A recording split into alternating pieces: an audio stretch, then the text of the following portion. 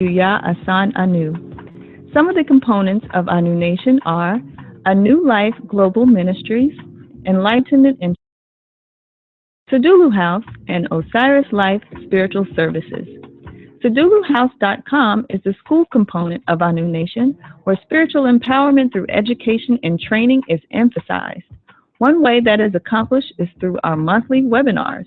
Our webinars are packed with foundational information, rituals, and live instruction to empower your spiritual work. At SeduluHouse.com, you can view our diverse list of topics for this year that range from meditation to sex magic. And you can also register for any of the webinars at your convenience, sign up for our introductory Orisha class, schedule a spiritual reading, and sign up for the Anu Spiritual Training course.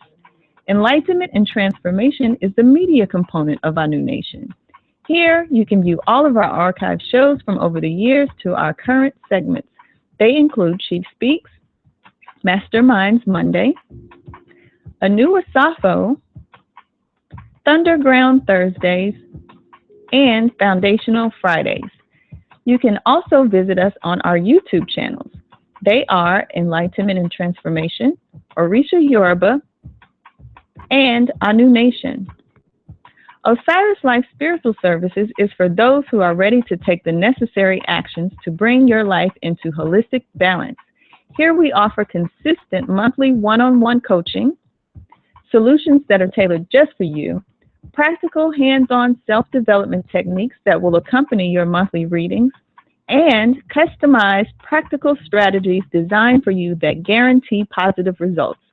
Simply choose the package that best fits your needs.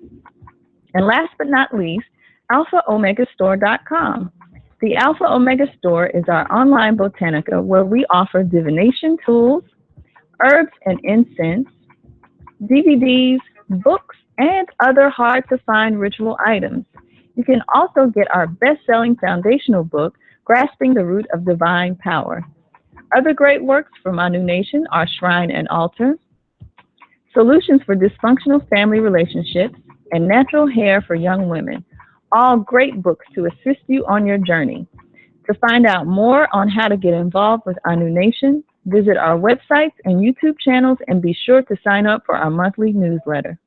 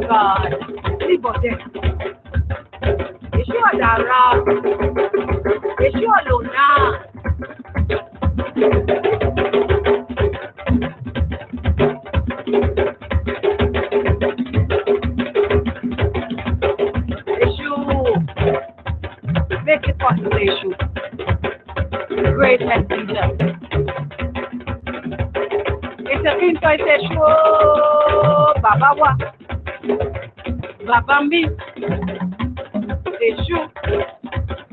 Why Eshu? Why Eshu?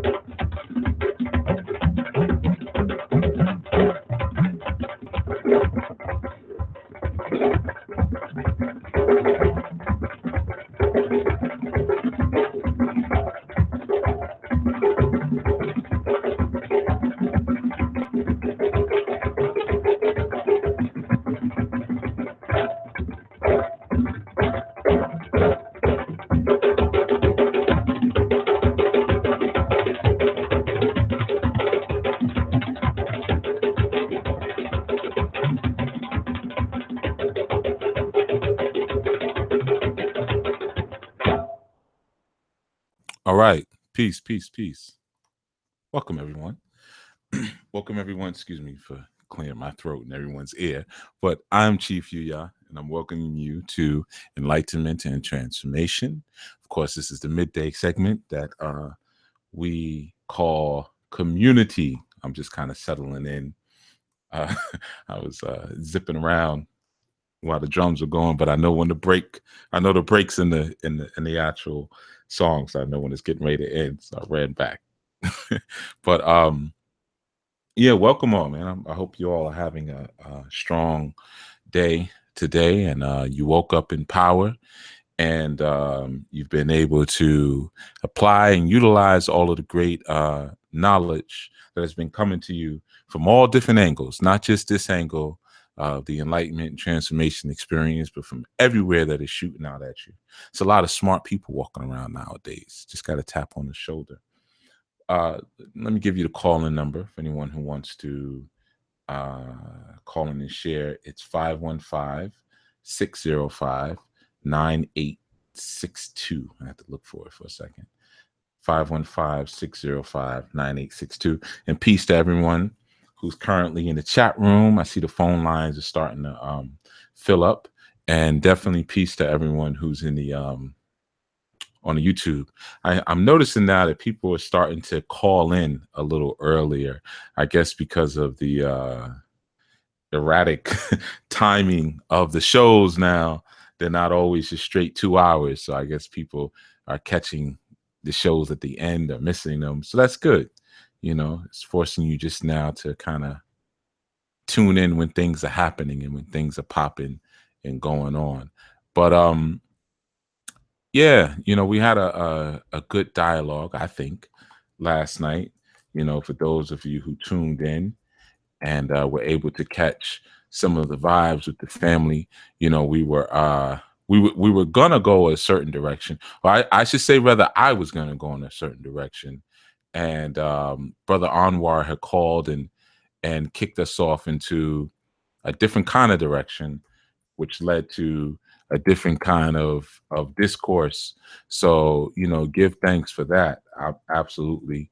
You know, we speak about what we need to speak about and not just what we want to speak about and not just what we want to deal with, you know. So it was good to really have that opportunity to, you know, to just build with the family in a certain way and to kind of, you know, sometimes you got, you know, at night, you know, when you're having those family cookouts and whatnot, and then after a certain time, you say, you know, put the youth to bed, man. You know, you put the youth to sleep, and then you're able to, you know, blaze up and then put on a dub, and then it turns into a different type of event. And it might have been a children's party, it might have been a party for a 2-year-old, 3-year-old, but now it becomes a blue light grind party, you know. So sometimes I kind of appreciate the nighttime segments in that sense because it kind of just gives me that vibe a little bit, you know, where we can talk about different things. So I'm appreciative for that. And, you know, and for those of you who commented, it seems like you were all having a real good exchange in the chat room. I noticed just some of the things that were going back and forth and some of the wisdom that you were sharing with each other, which, you know, that's my thing. Talk to each other, you know, so I appreciate that, you know, and I'll give you an update too, an important update. I normally don't make this much stuff public, but sometimes, well, not sometimes, all the times, when I speak about things that happen or I share a story or a chronicle, a testimony of something, it's always to give you the example of either what's going to happen for you, what may be coming down the line for you, or a lot of times, sometimes we don't know how to act, we don't know how to respond. You know, we're faced with certain things and we feel that something's wrong, something should be said, but we don't really have the words to say it. Maybe we haven't been able to invest enough time and actually figuring out what's going on or what people are saying. Or sometimes we get overwhelmed, you know, like when we get into certain discussions, even with our families, and, you know, they say certain things about us or about our traditions and the things that are sacred to us and that we're doing. Sometimes we don't have the language to defend ourselves, or the language to defend what is important to us, you know? So sometimes I'll say, you know, like this happened, or like when the sister called last night, I brought it out for several reasons, but I also gave the rundown because many of you have done similar or have been in similar situation without the wherewithal of how to react. Okay. So I'm going to share something else. The sister, and she's probably listening, she's probably around here somewhere. She texted me last night and apologized. And she said, you know, she knows that she was wrong for what she did before, and, you know, cited some issues that she had since she was a young girl that caused her problems. And it was directly related to what the things that I said. And when she shared what happened with her elder, between she and I, the elder said, yes, you were wrong. You know, you did it again, and he was right.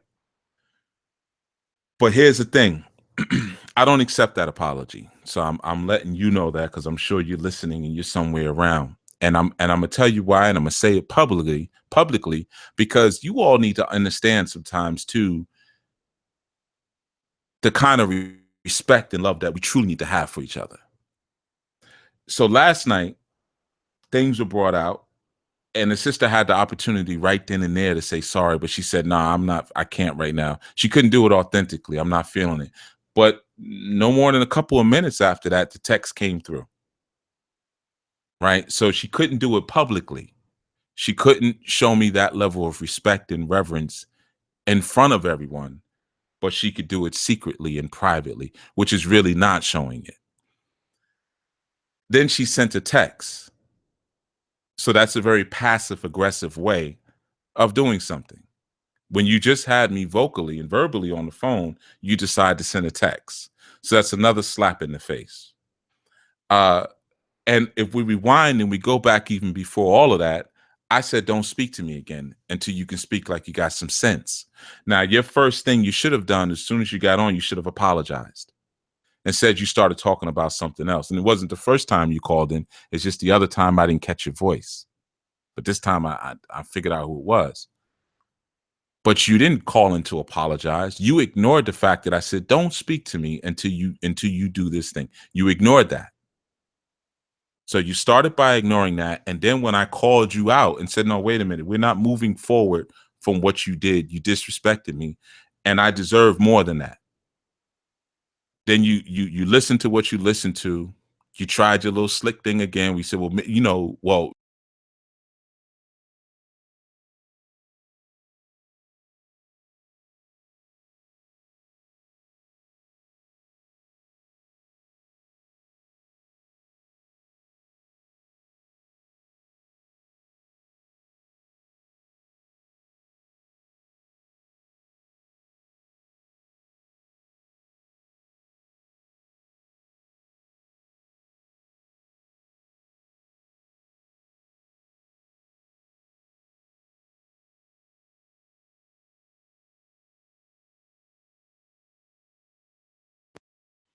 yeah, little audio issue for a second. But like I said, so you wouldn't do it in that environment, so you shouldn't do it in this environment. So yeah, I know y'all lost me. The audio went out for a second. We're back. We're back though. We're back. So I'm sharing all this not because it's something that upset me or anything like that, or I'm just trying to really dig into the sister. It's not that. It's because sometimes we don't know how to act. That's all. We just don't know how to act, and you need sometimes someone to say, "Wait a minute, you can't do that like that." So to go that far as the individual did, and then ignore the fact that I said, listen, don't speak to me again until you got some sense, and that really should have came with an apology. You skipped over that and you just went into something else, and then when you were given the opportunity to apologize, which sadly you had to be told, you really should be apologizing right now. You didn't in that moment, but you texted it later. You weren't even supposed to text that line. But then on top of that, you do it secretly. You couldn't do it out in the open. You see? So I deserve better than that. I don't accept that.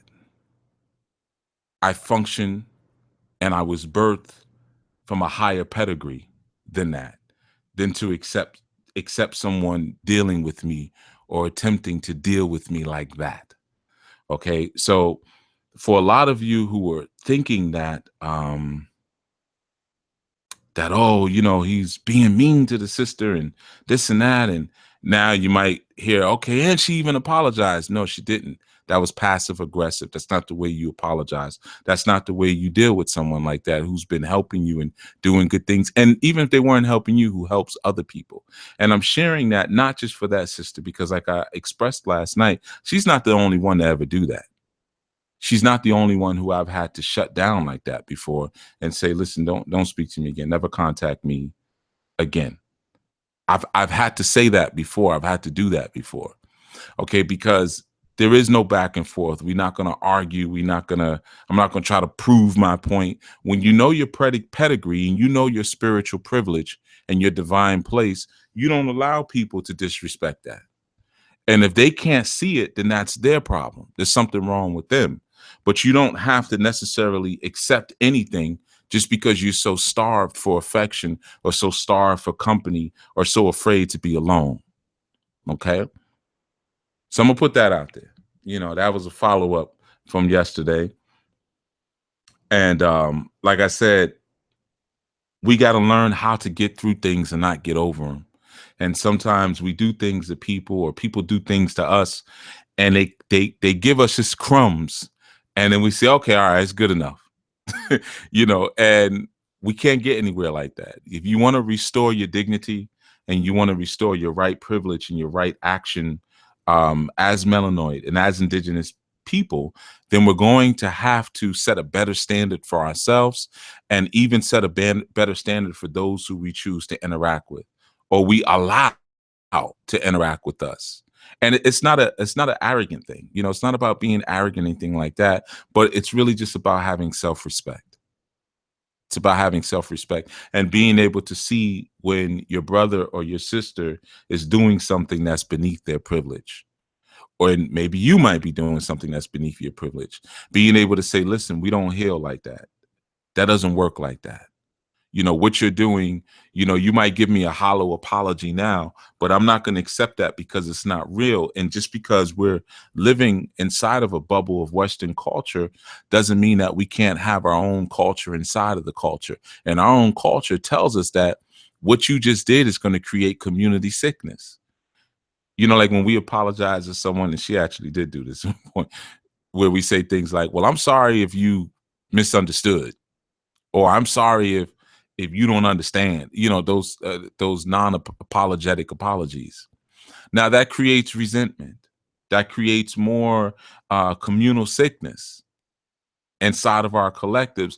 But we do that and then we accept it and then we try to get over whatever was bothering us. But then we keep it repressed and then, we project that disorder and that crazy out into the environment, out into the community, and then we still can't figure out why we can't get through things or why we can't come to a place of wellness and healing and balance. So sometimes it's going to require you, honestly, to, like they say, be a hard ASS. You're just going to have to take a hard stance. And, it's almost like when you're in boot camp or something where you're obstacle course and you got to climb over a wall and the wall doesn't make it easy for you because you have to climb over this wall to get where you're going. And when we start to compromise on our standards and we compromise on the value and the quality of our culture to make other people comfortable, especially other people who are wrapped up in their sickness, then we not only disrespect the culture, but we show that we don't truly love those people. Be loving enough to be honest. Be true enough to be honest with the person. If it's not just about the logistics, it's about the spirit that goes along with something. So just like if you offend someone and you say, look, man, I'm sorry, you got offended. Well, logistically, you did apologize. So you can turn around and say, well, I apologize. What else you want? But the spirit of remorse wasn't present. And that's one of the differences between our melanoid culture and Western culture. That's one of the key differences. You know, it's not so much about the actual words that are coming out or the actions. It's about the intention behind them. You know, and the intention will birth healthier actions. You know, you can tell where someone is at a lot of times because you see the after effect in their behavior and their actions and their speech, even in their dress. You know, it lends some clue, but you also have to look at the root first. You know, so when that came in yesterday, I said, you know what? Normally I would just ignore this and delete it, but I said I'm gonna make an example out of this opportunity as well. You know, we got to do it right. And men and women, you know when someone is not respecting you, and if they're not respecting you, don't communicate with them. You know, there's no way around that. Do not interact with people who don't respect you. Period. Just like I'm sure you wouldn't go to eat somewhere where a person doesn't respect you or is not honoring you. So don't interact and give your best to someone who doesn't respect you. And what is your best? Your full attention. That's the best thing you could ever give someone. Your full attention. Don't give them that if the respect is not there. You know, and sometimes we have to teach our people how to respect us or respect one another. Sometimes we have to teach our parents how to be real parents. We have to teach our elders how to be elders. That's a part of being, quote unquote, conscious. You have to do those things, you know, and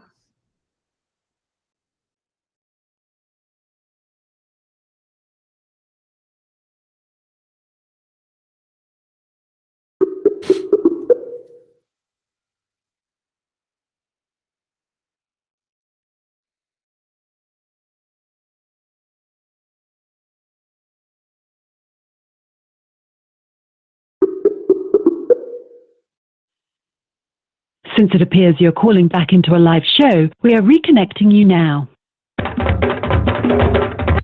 all right. So I'm back. I know the phone dropped for a moment. You know how it is. We don't even have to go through all the explanations and stuff at this point. When we start to get real, something drops.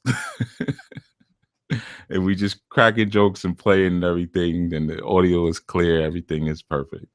So that's just the way it goes. All right. But yeah, I just wanted to put that out there. You know, a lot of times, some of you, you know, because last night we were really talking about being stuck. Sometimes how we just get stuck. And I was citing some things that I see that a lot of times we do. And we're thinking we're alleviating some of the pressure. We're thinking we're moving in the right direction, but in fact, we're just doing the same exact activities and behaviors that are keeping us in those cyclical and those regurgitative cycles where it's like, man, I'm trying, I'm doing everything that I'm supposed to do, at least I think that I'm supposed to do, and I'm unable to get out of these cycles of pain, or I'm unable to get out of these cycles of non-production. And like I said, sometimes it's very small things, or they're seemingly small, but they're birthed from poisonous culture. So sometimes you don't notice the small poison, you know, but think about the amount of poison that can come to you out of the head of a needle. You know, you can destroy your entire life out of the head of a needle, you know. So sometimes we're sticking syringes into each other of small poison. And if we're not subsisting and rooted in a healthy culture, we don't even notice it. You know, like someone apologizing about something that was major through a text. No, that's inappropriate. And it's passive aggressive, and it leads to more passive aggressive action. That's why you notice people usually are more bold through text and instant messenger. They say anything to you, but you get them on the phone to get them face to face. They don't have all that mouth. Well, that already tells you something right there. So sometimes you got to cut off all that instant message and text communication. You let a person know, hey, don't text me, man. Don't instant me. You want to talk to me, call me. Because some people can't handle text. They can't handle instant message. They can't handle opportunities to be passive aggressive and handle them responsibly. You know, so like I said, a lot of times it's the small little poisons that tear the holes in our communities and our families that we don't recognize because they seem so minute and, you know, so microscopic that, oh, this wouldn't really cause a problem, or this doesn't mean that. But, you know, like I said last night, or maybe the night before, I'm not sure, you have to examine everything, and I know it may seem anal sometimes, but you have to examine every single thing you do in a society that's hell-bent on your destruction. And if you don't do that, then you are signing up for re-enslavement, the re-enslavement camp. There's nothing that this society is going to give you that's going to empower you or strengthen you. Not one thing, regardless of what they tell you. There's nothing that they're going to give you. So you have to scrutinize everything. And you even have to scrutinize the things of yesteryear, the things of your past, some of the normal ways. Sometimes we do some of the most heinous things to one another. And then we'll chop it up to, well, this is how I always am. This is how I am with all my friends or all my people. This is just how we do. Well, what y'all do is destructive. You're hurting each other. But sometimes we're just locked into something that's sick. So yeah, I just wanted to address that, and I know it was a long addressment, but trust me, it's an important one, and it will give you some rhyme and reason as to sometimes why. Okay, you guys can't hear me on YouTube all this time, and someone is just now saying something. Right. Oh my goodness. All right, everyone, give me a moment on Blog Talk. I know you all can probably hear me, but apparently on YouTube, they're missing me right now. So let me just try to fix that situation real quick. Oh, you can hear me. Okay. All right. Okay, I can hear you. All right, good. I was about to shut everything down and get it started again. All right. It went out for a moment, Sister Madeline. So you probably are catching it on the tail end when it dropped out. So it's probably a delay on your side. So it dropped out, then it came back in. All right. Good. I was about to say, man, I might have to shut this show down because I don't know if I'm gonna be restarting and going through all that today. But that's because I got so many things up, at one time. But yeah, man. So the small things that you may not think about or think that are not as large are very large, man. Sometimes it's the very small, like I say, the small, stale compromises that we allow that slowly and methodically disintegrate our power and disintegrate our self-respect. And when someone points them out, you may feel like they're being extra, but sometimes you're speaking to someone who comes with healthier values. It's kind of similar to this idea of older people interacting with younger people, whether it be on an intimate basis or a friendly basis. Sometimes we forget that those older people bring older discipline and principles to younger people, because as each generation goes and progresses and moves forward. That's okay, Sister Madeline. I'm glad for the heads up. Thank you. But as we move forward, sometimes we forget those old values. I was out yesterday, matter of fact, and I was on a corner. I was getting ready to turn a corner, and a woman was like, she pulled up. She was a Hindi woman, and she, well, really Indie. It's not really Hindi, but it's Indie. Another show. Maybe we'll break down the Indus Kush thing one day. But so she was on a corner, parked her car in a real funny spot, and I'm like, she's lost. But it's like a corner where cars were zipping by, and I'm like, look at this fool about to get the back of her car ran into. So she jumps out the car. I knew it was coming, and just said, she asked for to know where something was. She was like, where's such and such? And I just kind of looked at her for a second. I'm like, you don't say hello, excuse me, where's such and such? And I barely even heard it. I said, I don't know what I said. And she said it again. She said, to such and such. Then she walked around the car with her phone, and she said, what's such? She said, to such and such, such. And I said, I don't know what street. And she said the name of the street we were standing. I said, you're on that street right now, but I said, I'm not really sure what you're looking for. If you tell me a cross street, maybe I could tell you. And then I said, but you might want to move your car because, and she was parked in a real awkward spot. And she said, she walked away and she said, yeah, I know about the car, right? And I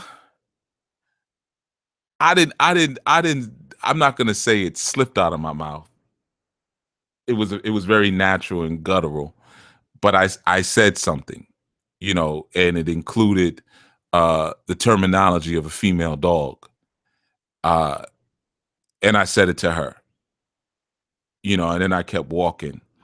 But it made me think about a lot of times how rude and nasty we are with each other, and the small things that sometimes we take on that are not a part of our culture. I'm looking at this Hindi woman and she jumps out, she's parked all funny, and and just comes up, where's such and such? It's like, who do you think I am to approach me like that? And why do you think I would be so concerned about what's going on with you today and where you need to get to go, that I wouldn't be more concerned with you greeting me properly? And I only really kind of halfway answered her because she was parked in a dangerous place on a corner. I said, I don't want this woman to cause an accident. But then when I said, you might want to move your car over, and she said, yeah. That's when I said, all right, you know what? Let me let you know what I'm really thinking. you know, uh, so like I said, sometimes, man, we've taken on some really sick traits of external people, external culture, that are disintegrating our own value and the own worth that we see in each other, the value that we see in each other, and the power that we see in each other. And there's something that I was going to speak about really briefly last night, because I saw that movie, that King Kong movie that's out, Kong on Skull Island, King Kong or Skull Island, something like that. But I saw that and I was thinking about the idea of Kong, the significance of Kong. And if anyone has checked that movie out, I mean, I don't know if you'd be into it, but I just saw it because I like, I just like big, giant black beings that tear stuff up. So, it was just the idea of that. Just like I like Queen of the Dam when she's coming through and burning people up, man. That was awesome. But so yeah, I checked that flick and it had me thinking about, which I was going to speak on yesterday. We didn't do it, but it's okay. We go with the flow, right? And I was thinking about the idea of the Kong and how significant, because one of the things that they kept saying throughout the show was that Kong is God. They kept saying that, Kong, well, not they, but one person was like, you can't kill Kong. Kong is God. Kong is God. Well, that was kind of significant to me, because Kong or Congo is actually one of our terms for the creator or for the most high. In some spaces we say Congo, and Congo is kind of like a title almost, in a sense, because just like I tell you, a lot of the names of your deities are actually titles. They're not the actual name, but Congo is a title for a series of entities that fall under that, kind of like some of you may be familiar with the 99 names of Ilah, or even how we have Jehovah, and then we have different likenesses or different aspects of Jehovah, right? So you start to understand that Jehovah is the umbrella title. Well, Congo, or Kong, sometimes as it's said too, is the same thing. You have a Congo, what you see in Indie literature. Again, reading the Bhagavad Gita. I kept saying it wrong the other night. And you have Krishna, who talks about a Congo. Okay. And then you even have in our Congolese tradition, we have Congo as well as a straight name. But in your Buddhist tradition, you have Amakongo or Omakongo. And of course, the focus that people always put on that when they talk about it is the Om, because that Om is significant. It's considered to be one of the most sacred sounds, in your Buddhist tradition. And that's cool. That's cool. But it's almost like drawing you away from the Congo. It's Omakongo. You know, so you start to realize again, James and Florida Evans is down in there. You know, and similar again to the Bhagavad Gita, when you have the Akango, you see again the Congo is central there. Like I told you, a lot of the stuff that we study, much of it comes from the Congo. I mean, comes from the Congo, from Congolese structure.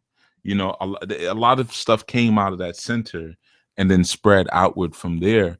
But that idea of the Congo, or again Kong itself, being such a sacred entity, or a sacred idea, you start to realize that's something very interesting in a lot of our systems throughout the world. That just even the idea of I was thinking about the letter K, and the significance of the letter K. Of course, in Kemetic structure, you have the Ka, right? And I mean, of course, we could go through all the different ones, but one of the things, even in Hebraic structure, you have Kalunga, you know, which of course they don't pronounce it like that, but sometimes they'll say it as Tohubaha or Tohubohu, but it's Kalunga, and that's again, it's the idea of the watery aspect of that Congo. And of course, many of you are familiar with Kundalini, right? Or at least some of you, I would say probably by now, are familiar with Kundalini if you've kind of stayed around the conscious energy, or the conscious community long enough.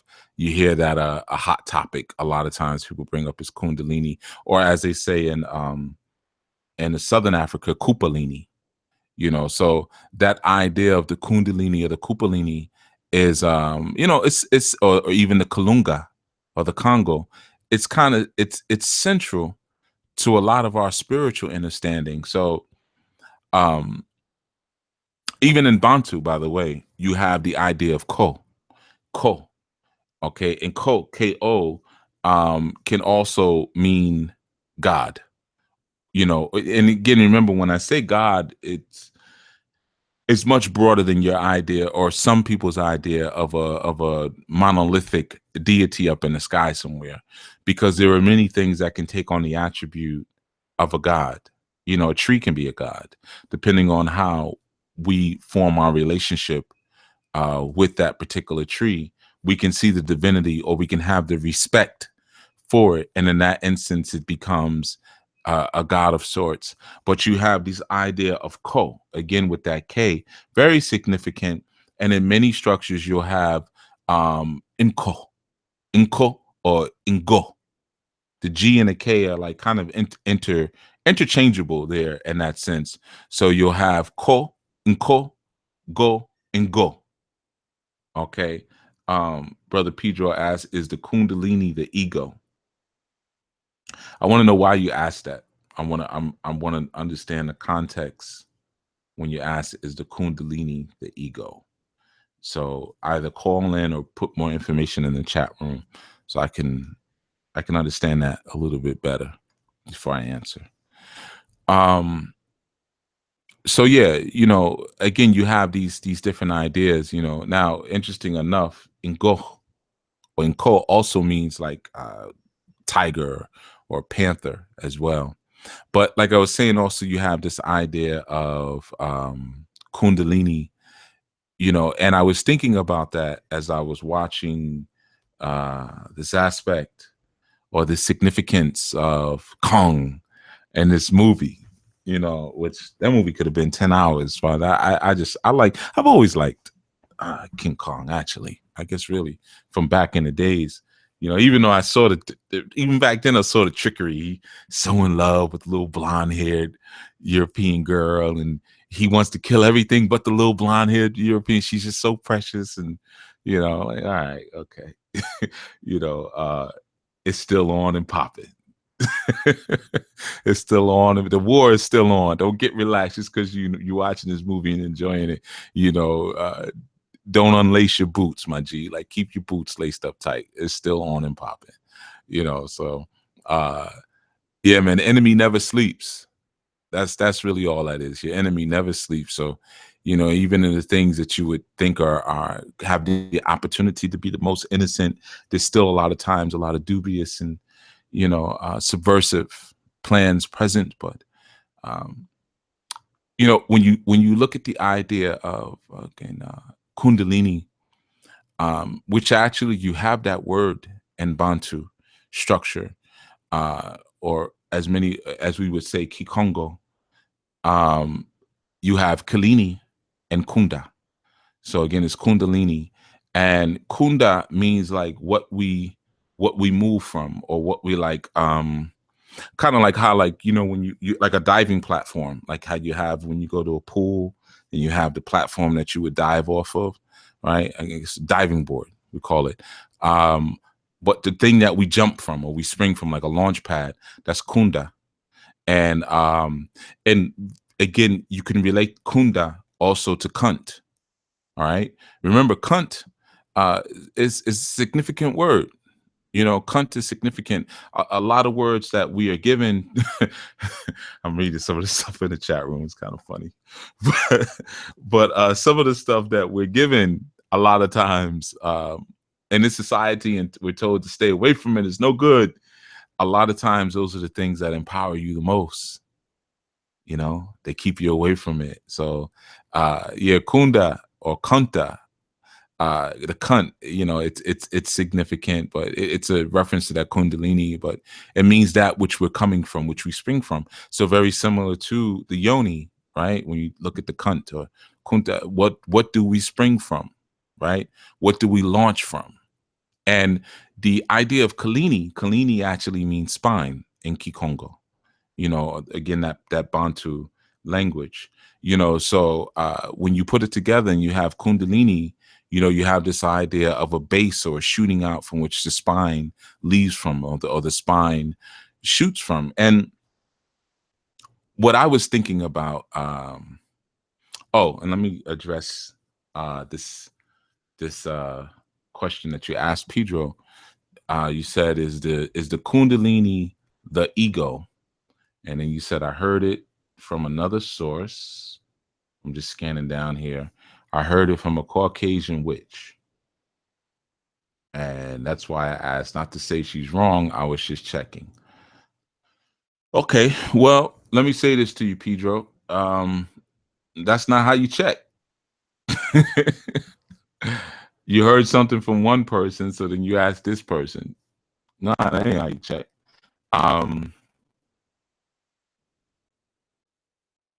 And oh my goodness, let me turn this down. You know, the leashes. Whatever. Okay.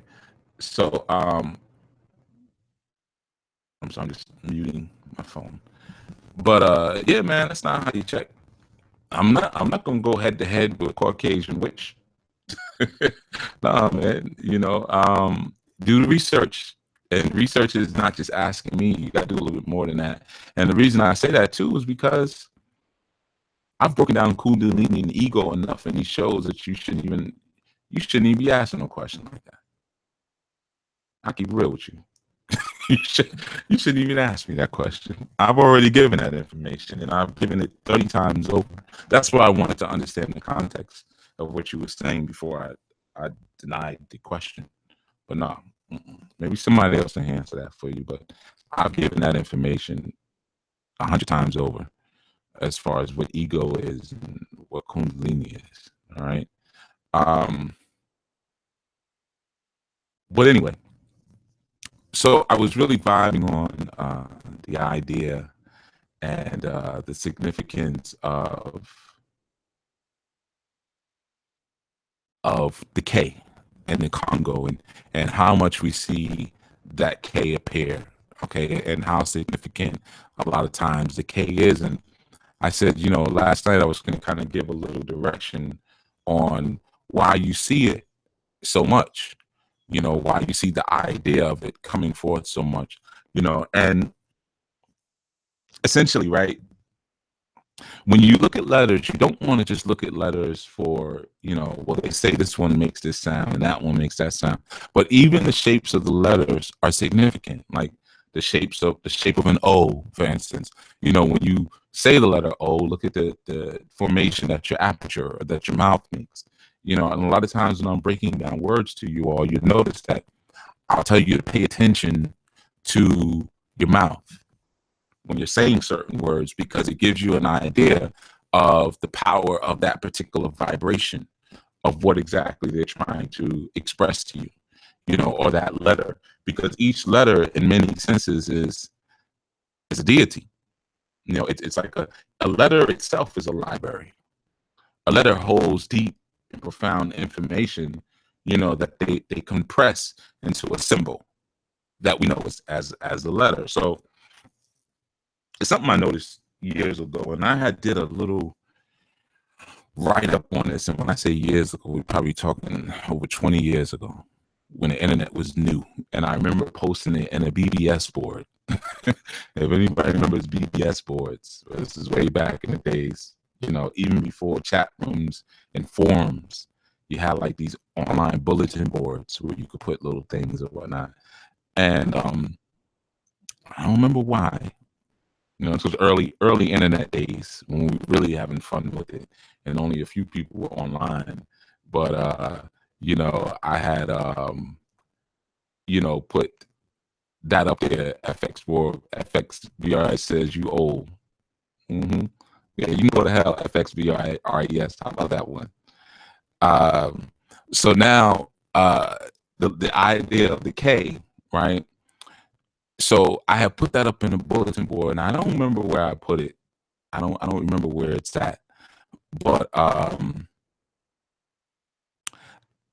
if you look at the very shape of it, right, and this is related to what we were speaking about yesterday when we were speaking about just the way that women and men interact with each other.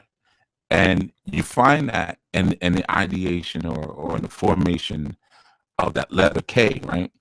And one of the things that I had put in, because I think I had found it somewhere in some schematics, there was a symbol. It was some audio equipment I was working on, and I saw the letter, well, what appeared to be a letter K. And what was in that particular schematic, you saw that the K in many instances represents amplification. Right? Now, of course, I did some study on this, and in my studies, I was able to find that kind of made sense when we start to understand even like the term ko, which means exhale as well in Kongo, so ko. Okay, that makes sense. So it's like whatever I'm exhaling is amplifying whatever was behind it in many senses. So if you look at the K and you look at the idea, or you look at the lines, the two, because when you look at the letter K, you have one vertical line and you typically have two diagonal lines, right? And if you look at the diagonal lines, they resemble almost a speaker. They look like they're maybe sending something out. Well, if you were to look at them for a second in the idea of, okay, they're amplifying, well, what would they be amplifying? They would be amplifying that vertical line, right? So now, if you look at it, you have this vertical line, which we could say represents the lingam, or represents, again, the staff or a phallus symbol. And then you have those two diagonal lines, and the diagonals represent the yoni, which is amplifying what comes out of the lingam. You see, and that letter K. Now, if you look at the different representations where we see the letter K used, it starts to make a lot of sense. Okay, yeah, this makes sense in terms of that interaction between male and female. And a lot of times where we fail in our communities, is because we don't, like I was saying last night, we don't really get how that interaction works. So for instance, like when you take that letter K, and this is how I originally saw the symbol in the schematic, but I realized it could be a K as well. The K was, I should say, that the vertical was on a horizontal, and the diagonal lines were pointing up. So it's almost like if you make a straight line, like a straight horizontal line, and then you have two vertical or two vertical diagonal lines coming up, right? So you have two diagonal lines coming up. So it almost looks like a cup. You can almost look at it like a bowl, right? And I said, okay. So when I first saw it, I said, oh, it looks like something. It's like the yoni, like it's receiving something. But then when it stands up to that letter K, so in that form, it would almost look like a V, just to give you an idea. A V, but with an extended line on the bottom of it. But then when you put it vertically and you get that K, you see that we're speaking about amplification. So whether you're saying ko or ingo, or even if you go to like your Zosa, you'd have inza, and then when you start to understand, well, ko and ingo, these are terms and words for the divine or the Most High, because the Most High comes forth through the amplification. But what is being amplified? The woman is amplifying the energy or the essence of the man, or I don't know what to say, woman and man. The feminine is amplifying the essence of the masculine. You see, the feminine is and I don't like to always say man and woman, because then sometimes it gets a little too small, and people immediately say, well, this is what men do, this is what women do. But look at it from an energetic perspective. The feminine principle or the feminine energy amplifies the energy from the masculine energy. Yeah, see, I'm looking at this interaction in the chat room. So Sequoia you gave Pedro some information. Appreciate it, sis. You made the task very easy for me. Chief has hundreds, if not thousands or so. So what? As a matter of fact, I don't have thousands, I have hundreds. So what? So go look through them. So what? Come on, man. The task is not supposed to be easy for you. And you know what? That shouldn't have been a task, brother. Is the ego the Kundalini? That's not even a task. Nah, man. Nah. But okay. Yeah. And I'm not getting on you, Sequoia. You being helpful. But no, Pedro, you should look that up, man. That's nothing for you to do a search real quick and search, Kundalini, or search my name and the word ego and what comes up. But I'm gonna leave that alone. I said my piece last night, so I'm gonna recharge my own energy. I'm gonna give myself a moment on that one. But I don't want no props. Don't give me no props, Pedro. Don't try to play me. I don't want no props. What I'm saying is that you asked that question because you said some Caucasian witch told you that the Kundalini is the whatever, the ego. No, man. Like, you shouldn't have been knocked so far off your path like that by someone just saying something like that to you. No, no, I'm not buying that. 773, you're on.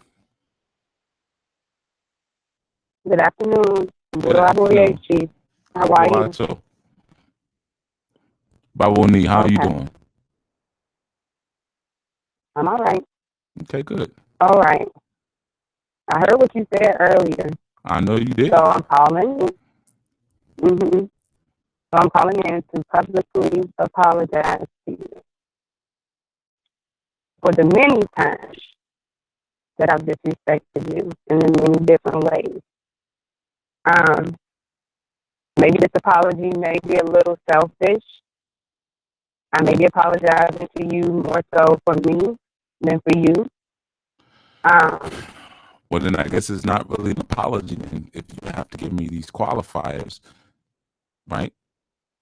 If you're telling me you're apologizing more for you possibly than me, then obviously you haven't humbled up to the idea of an apology, or the idea of having to be vulnerable to me for a couple of minutes. Being vulnerable is hard. You're much more stubborn than me. Oh boy. Do you think the term is stubborn? Hmm? Do you think the term? I don't know. Okay, but you know that it was probably. Do you think it was appropriate just now to even say that to me just now? You think that was appropriate? At the time I said it, but now maybe not so much. Okay. You know, it was probably what is it? Ego. Okay. So your ego made you insult me just now. Your ego just made you insult me. All right. Oh my God. So I insulted you again. So now I have to offer another apology for insulting you again. Oh wow. Listen, I apologize. Look, I got a lot of shit with me. Usually I know it's the morning time or it's daytime. I got a lot of stuff with me. And all in all, regardless of anything, at the end of the day, and the heart of it is, I appreciate you. I appreciate you for even answering the call right now, because you didn't have to, you know. And I don't know what to say other than, you know, I apologize, and I do sincerely appreciate you for the things that you've done for me and the things that you've done for others. I'm working on trying to sacrifice anger, and I've been riddled with anger for a long time, and it's a process. And I'm saying, you said don't call in, saying, you know, I'm in the way. So I don't know. I wanted to publicly apologize to you and just offer you a public apology. I didn't think last night that sending the text would be so bad and that it was passive aggressive, but maybe so.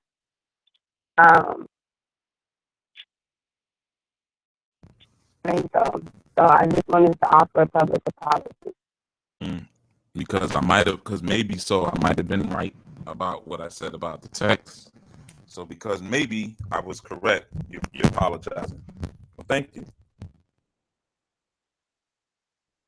Yeah, you were right about what you said about the text. You're right about what you said about what, you know, things I need to let go of. You're right about a lot of things. Personally, I don't think you were wrong about any of what you said, past or present. And I'm just reviewing those things and I'm looking at it and they're beginning to make more sense. They're beginning to make more sense to me as I see things play out in my life. 90 seconds. For that. I'm let you know that I appreciate you for that. And I'm so sorry for disrespecting you.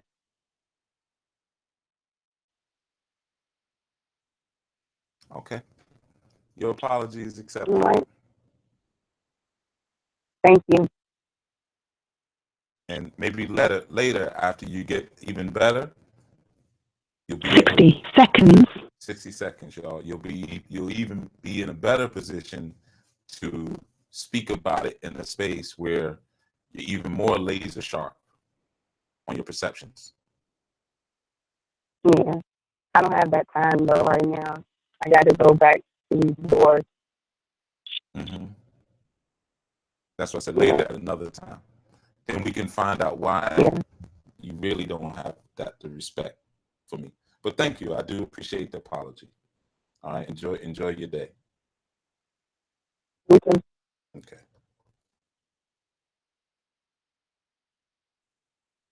Okay. Well, there we go. Hold on a second. Yo, go get the clippers. 10 seconds. In the stool. Clippers in the bathroom. Yeah, yo. While I'm doing this show, I gotta cut this. Bring it over here, man. Next to where I'm here. I'm gonna do the show and cut you at the same time. So yeah, you know, I know. I'm sorry. I got all this background action happening at the same time. So yeah, you know, when we're looking at those different functions, and you know, I know a lot a lot of you probably want to dig into maybe some of that energy a little bit more, but you know, it takes a lot for a person to admit where they need some help or where they're failing at. But I'm gonna tell you something like this again. You got to be clear as a man on what the standard is. Come on, man, we're gonna do it now.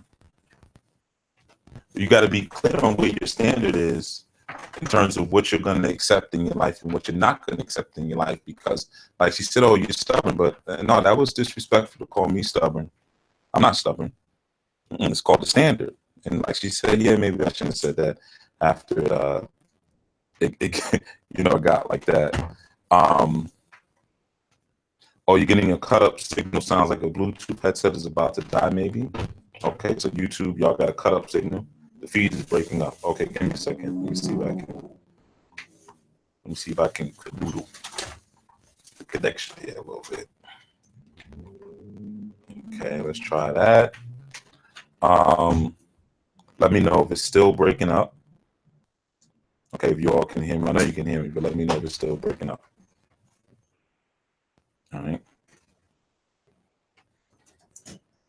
Still breaking up, still breaking up.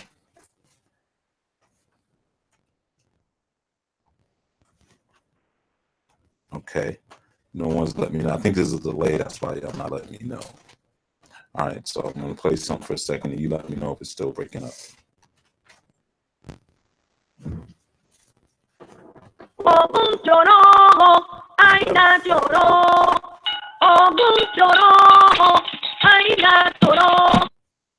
A little, not bad though. Sounds good. All right, so we got some split things here. So I'm saying it's breaking up. Yes, when you talk it does, but not too bad though. Okay. So all right, so the audio is still breaking up a little bit here. I'm trying to play in the back with the YouTube settings. See if I can get a better signal going through. Just a little static. It shouldn't be any static though. So let me try this. Give me 1 second. Come on, man. You making all that noise? Okay, what about now? Tell me if it's breaking up now. It should be a little better, hopefully. It has static. Okay. See, there's a delay on y'all feed, though. Move back. Yeah, move back. It has static. Better. Okay. Well, Bello says it's better. So some say it's better. It's better. Okay. Everybody's saying it's better. Okay. Okay. Okay. Good. Sounds like we backed in there. Okay. Good. All right. Excellent. All right. So while I'm talking to y'all, I'm giving a haircut. So you might hear, yo, man, I thought you said you was gonna wash your hair. I did. You washed your hair? Yeah, so why is it gray and black? Yeah, that's what people would tell me. That's what everybody said today. So that means it's not clean. Come on, man. Why are you even subjecting me to this? God. And you got lint all in it? Yeah, because I've been having my hat on for a couple of weeks. It's been cold. All right, whatever, man. But oh, come on, man. It's dust and stuff flying all over the room, man. I can't focus on my show and do this at the same time. Oh. All for this stupid party tonight. So you can look good holding up the wall. But anyway, okay. I should just cut all this off. That's what I should do. Because obviously you can't be responsible for this much hair. No, I mean, in the summertime, I take care of it. You don't take care of it in the summertime. It's just you sweating more, so it hides the filth. Golly, man. All right. Move a little closer, man, so I can. All right. Yo, go get me the WD-40 for the clippers. All right, I'm sorry, but I know, like, yo, what is he talking about? I'm on a tight time schedule today. So, yeah, you know, I was just sharing the information about the vibration of that K and the significance of of the male-female relationship and how that amplification is very key. You know, humble up, like my son, humble up and apologize from the heart. Simple. Yeah, exactly. It is. It would seem that it would be that simple, Brother Nahum, but it's hard for people to humble. You know, when people straight out the gate have a disdain for black manhood because they've been trying.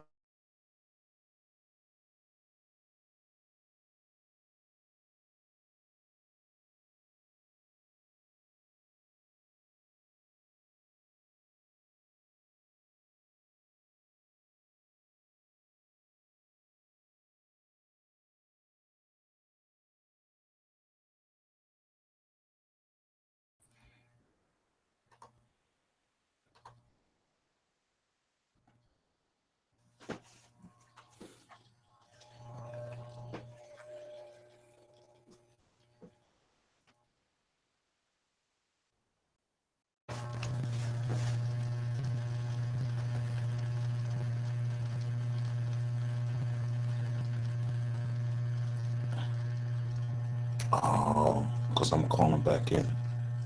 Well, that's it. Shortcut. Because the phone dropped, signal dropped. You probably hit the doggone thing.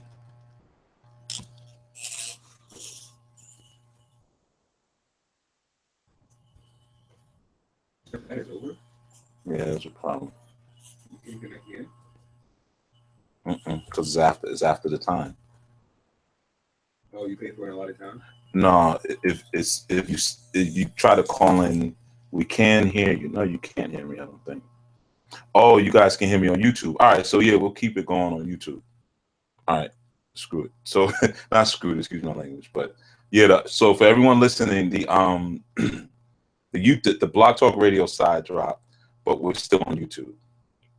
I forgot. I'm glad I'm looking at the chat room because I would have said something out loud, thinking that we were off the air. So I'm glad somebody said something because I was about to have a relaxed kind of dialogue. But yeah, Brother Nahum, back to what you were saying. Yeah, you know, when you come out the gate and you have a disdain for black manhood as it's trained into you by this society, you're going to start doing a lot of things and not realize why you're doing it. Why don't I listen? Why is it that, you know, whenever I'm hearing this man talk or whatever, and I see that he's worthy of respect, but I just can't seem to give it to him. Why is it so hard for me to humble myself up to him or to be vulnerable to him? And then what a lot of times we'll do is we'll take on someone else's narrative to support what it is that we want to feel. We'll watch a Tyler Perry movie or something and say, see, that's why you gotta stay guarded.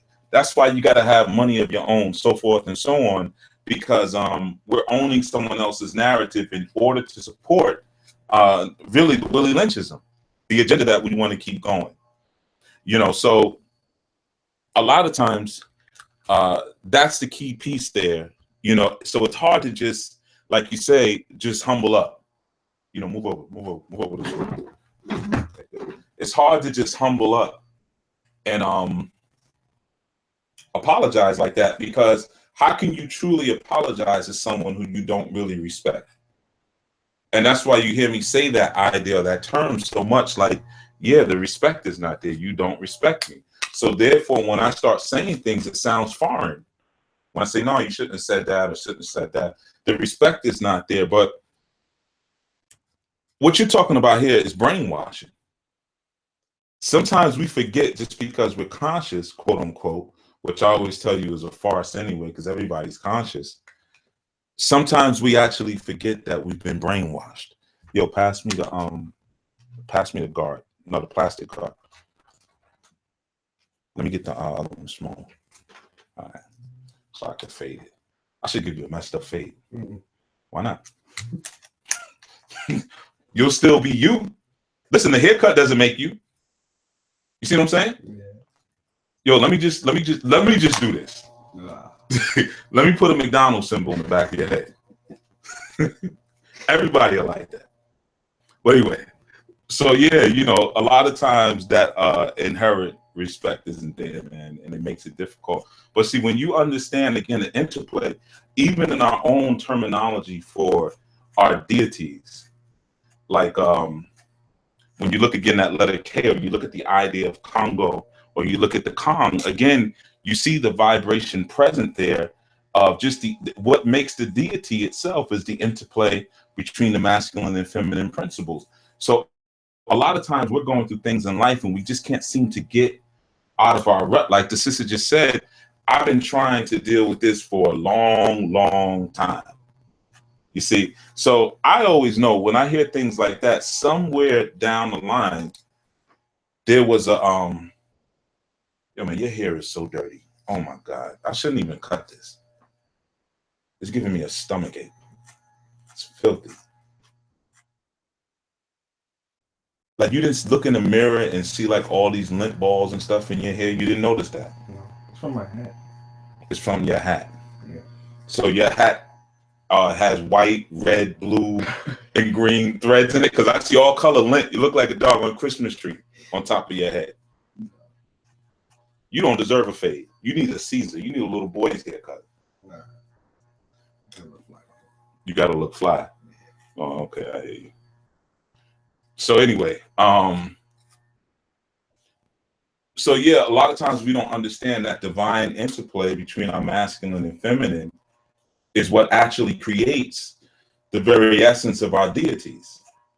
You know, that's why I always tell you guys, don't, you know, God, the terminology, the idea of God is not gender exclusive. So when you start saying things like there's a God and a goddess, you get confused. What makes God is the masculine and feminine principle. That's what makes God. You know, the greatest representation of your God is really your children. You know, but we tend to look up in the sky all the time looking for a God, but we don't look at what comes right out of our own loins. You know, you see, even again with the essence of that idea of Kundalini, you have the cunt. So what's coming out of the cunt is a divine thing. It's where we spring from. Well, what's springing out of there? Olodumare, the snake, the serpent, but the divine and highest being is springing out of there. You see? Still ain't got no sideburns. It's getting there. You'll never have sideburns. It's been all this time I've been pretending I've been shaping like there's something there, but ain't nothing there. But you keep doing it though. I like how that look. You do the line right. All I'm shaping is ash. There's no hair there. I'm making a line of ash. That's what you want. You want ash on your face. So that already lets me know that you don't plan on taking a shower before you go to the party tonight. Yeah, I do. That's why you can't go. I should go to the party. I'm going. Where's it at? I'm pulling up. That's what y'all say, right? Pull up. I'm pulling up. Yeah. I'm gonna be up in there. But anyway, so yeah, you know, it's that divine interplay that makes your deity. So when you miss out on that, or when people are not playing their role in that interplay, which is what we were talking about last night, when you miss out on that, you miss out on the creation of your deity. You see, the creation of your deity comes with that interplay. You can't skip over it. So when we don't respect one another, whether it be through intimate means or whatever, hold your head up, man. When we don't respect one another, we actually kill our God.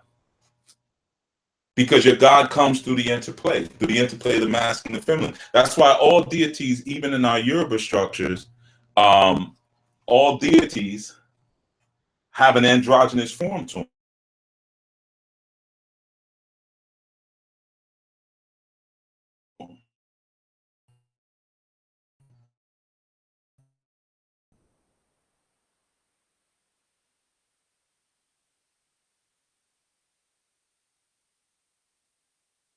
You see,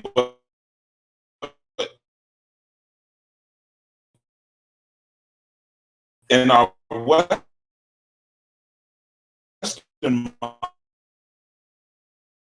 mind, make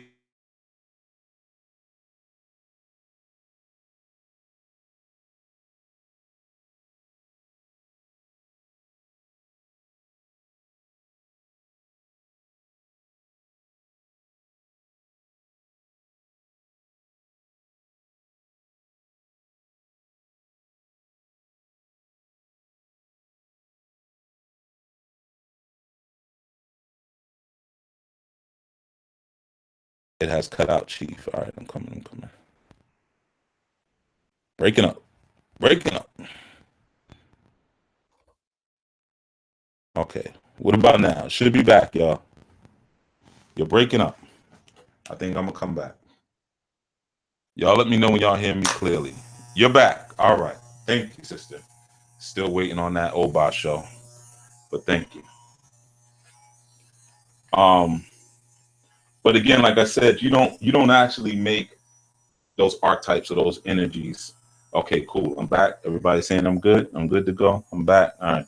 Yeah, a lot of tech issues. I guess it was from last night's show. Somebody must have got wind and said, "Uh-oh, he's starting to let things out the bag, shut it down." Oh man. Yo.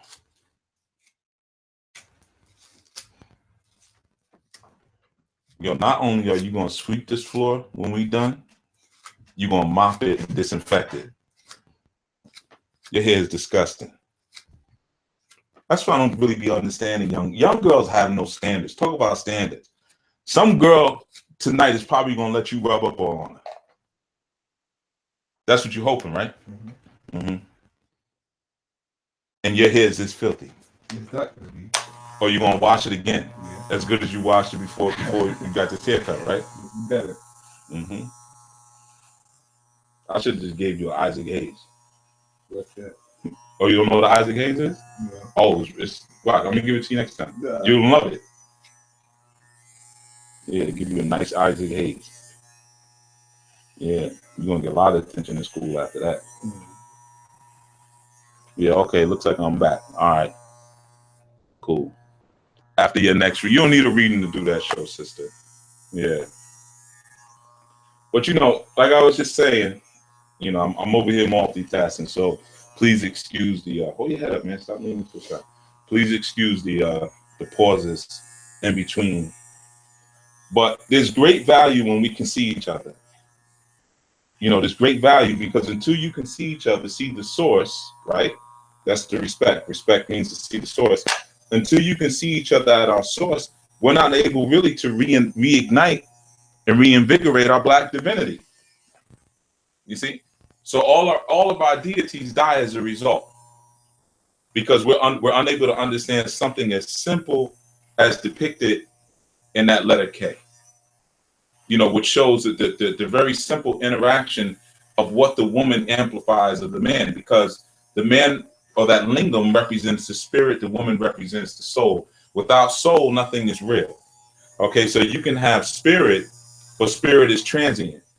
And anything that's transient, or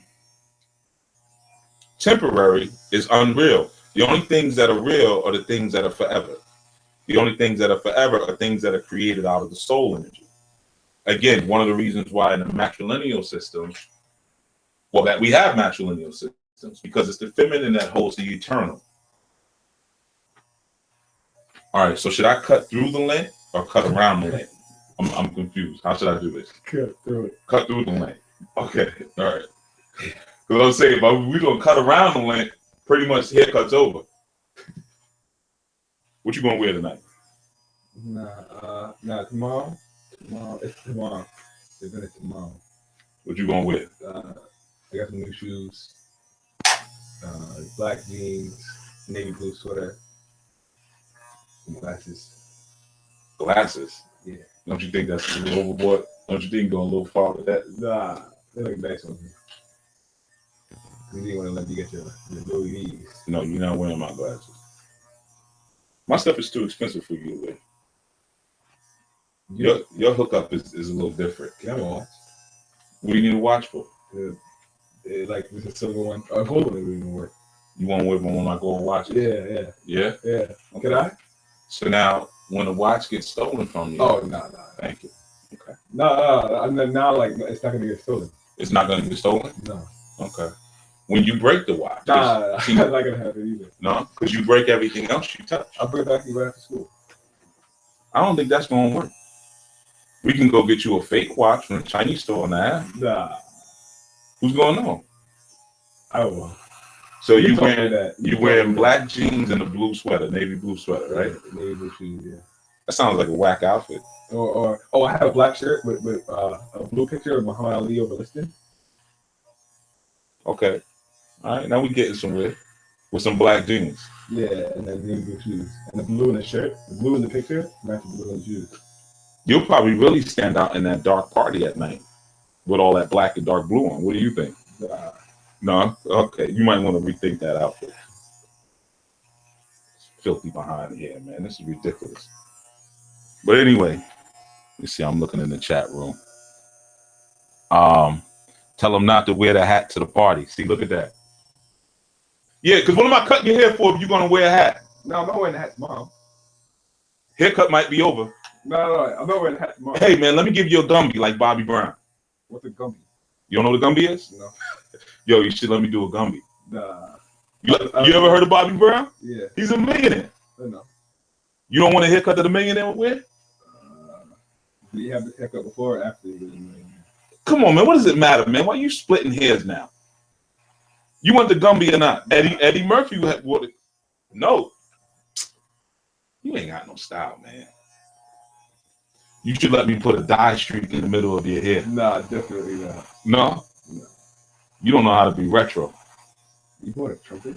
What is that? Trumpet? What, my saxophone? Saxophone. You want a saxophone? Yeah, because my old one needs too many repairs. Don't touch it. I like the shine. Yeah, it was real expensive. Leave it alone. But yeah. Anyway, so yeah, that's what we're talking about. I know I'm all over the place today's show, but technical issues, haircuts, all that. But you all get it. There's got to be an interplay between the masculine and feminine, because without that,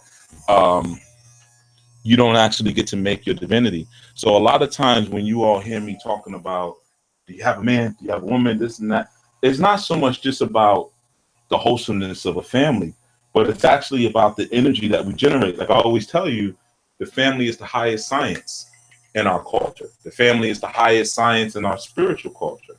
And there's a reason, because until those two come together, and I know this may feel off-putting for those of you who are in same-sex relationships, but you know, my theory on that is everything on the planet has the potential to evolve and transform. So y'all can make something else, you know. But when we're talking about indigenous situations, this is how we've always done it, you know. Just because you can't trace something back to an indigenous origin or indigenous beginning doesn't mean that it's totally invalid. It just means that it's something different. And like I said, it's Anu, and our alpha sense we represent, as far as men, heterosexual melanoid men. That's who sits at the top of this pyramid in terms of the masculine or the male gender, you know, or manhood. Anything outside of that doesn't mean that it's disinvalidated, but it comes under that. You know, there's a pecking order, if you will. But yeah, so that's the significance of why you always hear me talk about that. It's not so much, again, like I said, the wholesomeness of the family, but it's because without that interplay, without that interaction between the two, you can't create divinity. You just can't. Yo, is that Christian girl going to be at the party? The one that was tearing a hole in you in the cafeteria? What do you mean? The one who was telling you all that Jesus stuff and you didn't have no answers for it? Oh, was making a fool out of you? Oh, no, I still have to watch your videos. We never continued to argue. Uh-huh. How she look? She pretty? Yeah, I guess. Yes. Yeah, she's like my friend. She's your friend? Yeah. What are you, some type of half a fag? Now you befriending girls? What is that? You can't say that. What are you doing? You can't. I can say whatever I want. It's my show. There's a difference when you got your own thing. You befriending girls now? What is that? Nah, she's like we have like a little squad, like again. Oh, give me a break. So you got a Christian nun in your squad? Y'all sound real tough. She's not that Christian, and she's not like Christian, like she wears like a big cross. But she was making a fool out of you. She was tearing you a new asshole. But her with dad, a Bible backup. Her dad's a preacher, so yeah, she had her information straight. You don't think preachers be dumb? No, they know their stuff. They gotta know their stuff. They don't know. Who told you to know this? Sometimes they just have a lot of charisma. Sometimes they wear nice ties. Sometimes they got curly hair. Sometimes they got light eyes. You know, there's all kind of ways that you could bring people into your fold. Doesn't necessarily mean that you're knowledgeable. But if you got a girl there that was ripping a hole in you, you know what I mean, and she looks good, then that's somebody you should be looking at. You know, she sounds formidable. She's having a dinner thing. She invited me to on Saturday. I don't want to go though. I feel like we're Why you don't want to go? I don't know. You see, now a girl of quality like that, who's got a brain, who to the point that she can make you feel stupid, and you got to be texting me in the middle of the day asking me for backup, invites you to a dinner party, and you don't want to go. But I bet she was inviting you to some ratchet event at a hotel or something, you'd be ready to go to that, right? See, you're going to regret that later. Watch, when you get older and she's doing something of significance in life, and you over here walking with your newest ratchet chick of the week, you're going to wish that little nerdy Christian girl with the preacher father you would have got with. That's the type of women you want to have on your team as you get older. Trust me, you don't understand it now because you're young and dumb. You know what I mean? When you get older, you see you want women on your team with a brain. You know, she might not want you though because you made a fool out of yourself because you know you couldn't even beat a Christian. What she tell you? Jesus is real. You started stuttering. Nah, she had facts like I asked her like if Jesus was black. She came with the whole no. Even in the Bible, he had long dreaded hair, stuff like that. That's what she told you. Yeah, because that he didn't preach at a church with stained glass windows with white Jesus in the windows. He preached at a predominantly black church. Well, you know her answer was wrong. Mm. First of all, you don't even read the Bible, so why would you try to get into that? I know a couple of things. It's not like I started it. It's just that it's just that you're arrogant and you can't stand for someone who knows something that you don't know. Sometimes. Okay.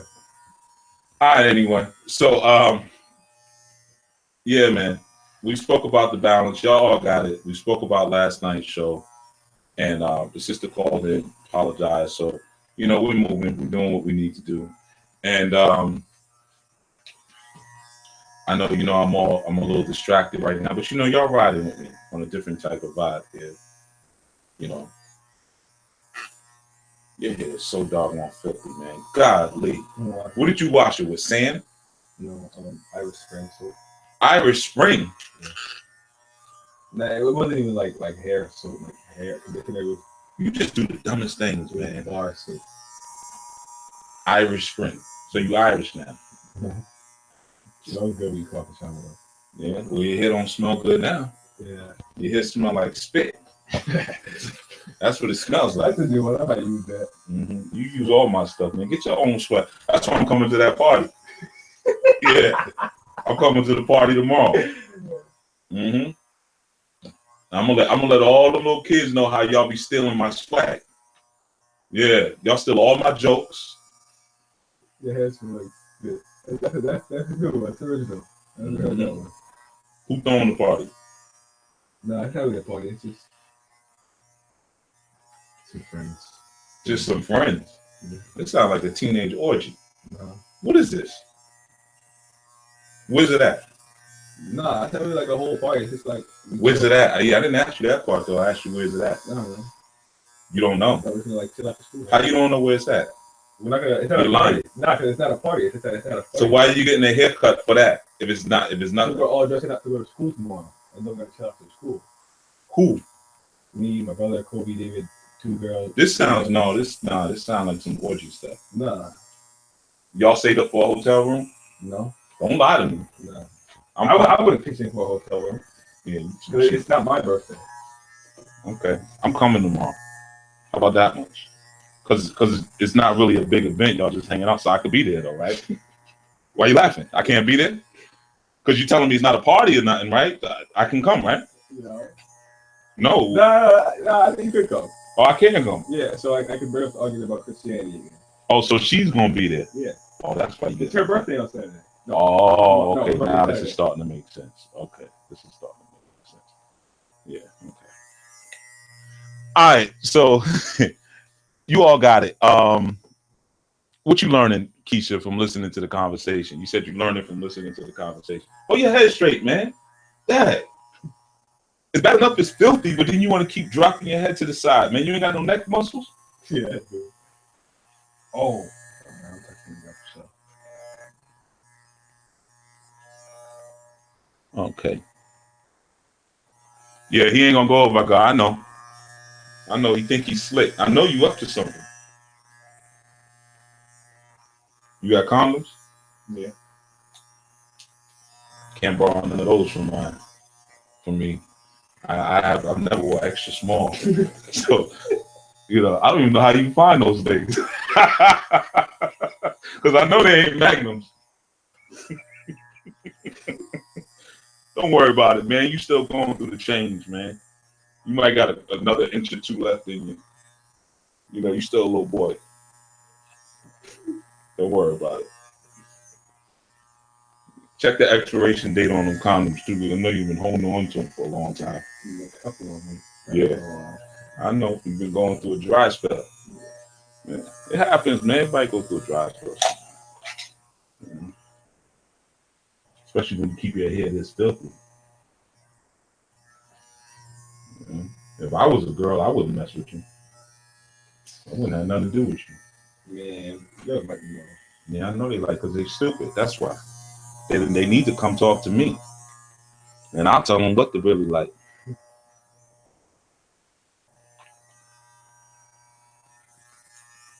All right. So yeah, everybody, I know I'm distracted and everything. Let me see. Let me look through the chat room.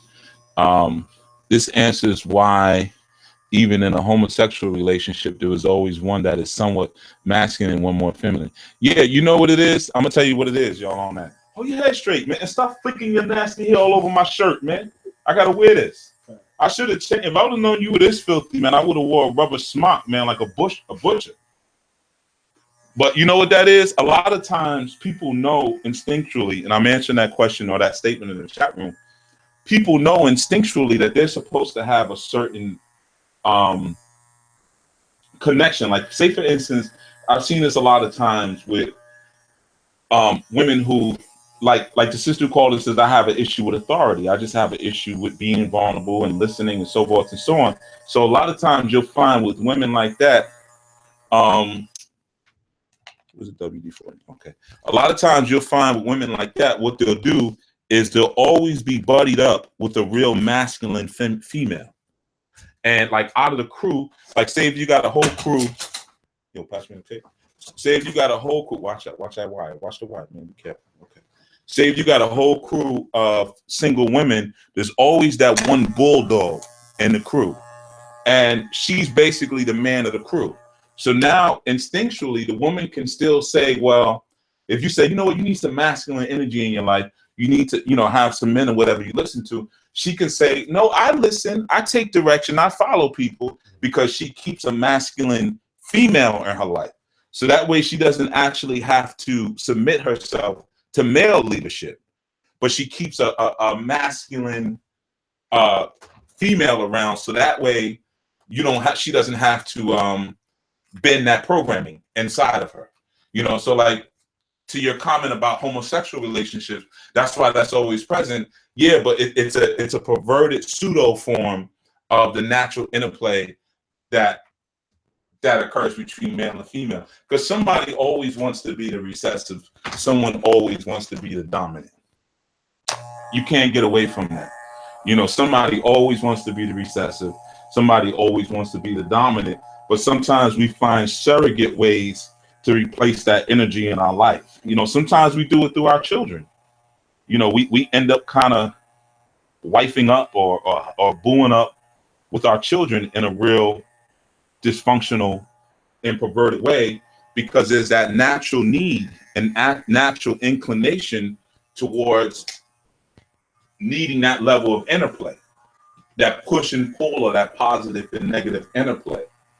And people will just so they can justify the statement, so like when someone says, for instance, oh no, I have men in my life that I listen to, let's say if it's a woman, you want to ask, are these men who you're sleeping with, or are these just guys because sometimes you'll have people who will keep, you'll have men, for instance, who will keep a lot of women around them.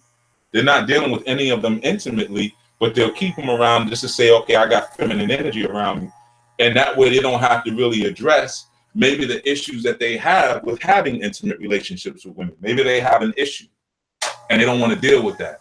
So, oh man, I should cut your hair like Wolverine. Yo, did you see Logan movie? Yeah, I saw Logan. But I should cut you just like Wolverine. That would be dope. It would be hilarious. We could put it on the internet, man. People would laugh at me. Yeah, they would laugh. Yo, we make money. We can send it to World Star. Oh man, come on, man. Anyway, so yeah,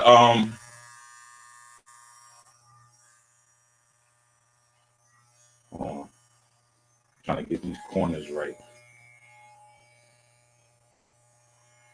You know, the only good thing about you cutting your hair is that you got a rectangular head. So if you can cut a square box, you can cut your hair. If you can't, yeah, basically it's just a square box. The whole shape of your head, like everything.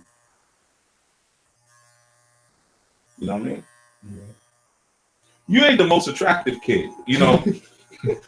What you laughing for? You don't believe me? You're not, man. Why do you say that to somebody? Why not? That's messed up. You need to know now before you start going through life thinking it's something else. That's not your strong suit. You know what I mean? You trying to slip into the conversation. It's the most attractive, but you know. You ain't, man. You ain't strong in the looks department. You know what I mean? That's not you didn't get that. You know what I'm saying? Your brother thinks he is. I don't know why. But just be nice, man. Have a nice, know some jokes. You know any jokes? Yeah. Okay, well, focus on the jokes. Because as far as the way you look, man, you look horrible. And I'm gonna cut that little fake mustache off. You think you're trying to grow too? No, Paula. People have been noticing that it's growing in. Like, you know, I know you said I've had it like all my life. Like, it's been just there all my life. That's a rash. You got a rash there. That's what you got. That's a rash. It's not a mustache. It's transforming now, Paula. It's transforming from a rash into a mustache? Yeah. Wow. Maybe you're an X-Men. Maybe that's your superpower. You can turn a rash into hair. You're not gonna get a beard like me, man. So just you're not gonna get that look. You know, you ain't a part of the beard game. I will be. Okay, you think so? But all right, let's see. Okay, cool. So I was just looking through the stuff on the I'm so at ease when there is a lot of positive masculine energy around. Okay, good. All right, so I think that's about it. I think we covered it. I know we hopscotched a lot, but I wanted to give you all an opportunity in the chat room as well to comment and damn your hair. Man, I don't know if I'm cutting lint. What is this? I should have just cut it all down. Yo, it's spring now. Oh, you know what I should have cut on you? I never cut on you would be dope. A mohawk. Yeah, you told me to try mohawk. You got because you got the face shape for a mohawk. I had a mohawk one time. Yeah, it wasn't cut right though. You got the head for it because you already look like a chicken. So with the mohawk, you look like a chicken hawk. So if somebody asks you what kind of haircut, no, it's not a mohawk, it's a chicken hawk. I'm telling you, man. See, I'm trying to make you popular, man. I'm trying to help you. That could be your new boxing name, the Chicken Hawk. We can get that printed on your robe. Speaking about robe, you coming to my Italy? Yeah, I'll be there. Don't embarrass me.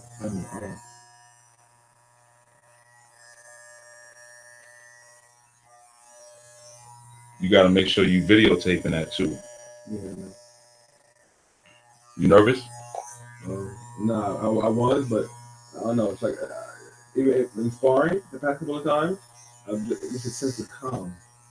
It's kind of. Oh, you a Zen master now, huh? No, not even on some like cocky stuff. Like, it's just like I'm just calm now. Like, it's just, I don't know. So you feel like you could win now? Yeah, I'm confident. I'm not cocky. I'm confident. Okay. All right. Well, we'll see. I'll just keep a white towel in my hand. I knew the joke was coming. I'm just saying. You know what I mean? I don't want you to get all punch drunk. No. and everything. And then you start talking dumb after that. All right. We'll see. But you feel like you're going to win the fight, though, huh? Yeah. I'm doing what I have to do. Training hard.